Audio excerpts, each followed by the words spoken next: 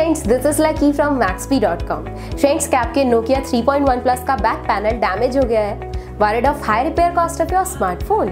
Don't worry, you can now buy high quality replacement back panel for your original Nokia 3.1 Plus at a very affordable price from Maxbhi.com and can fix your phone yourself at home or get it repaired by any professional very easily। जी हाँ दोस्तों, आप हमारी website Maxbhi.com से अपने Nokia 3.1 Plus का नया back panel खरीद के अब बहुत ही कम दामों में अपने फोन को सही कर सकते हैं। This back panel is a 100% genuine quality product which works similar to your original product with a perfect fit for your Nokia 3.1 Plus। इस बैक पैनल को पहले हमारी क्वालिटी टीम द्वारा चेक और इंस्पेक्ट किया जाता है और क्वालिटी एश्योर होने के बाद ये बैक पैनल आपको भेजा जाता है। साथ ही साथ Nokia 3.1 प्लस का back panel Maxbhi trust replacement warranty के साथ आता है, जिससे आप श्योर हो सकते हैं कि प्रोडक्ट खरीदने के बाद आपको कोई भी परेशानी नहीं आएगी। फ्रेंड्स, Maxbhi.com पर ऑर्डर करना बहुत ही इजी और सिंपल है।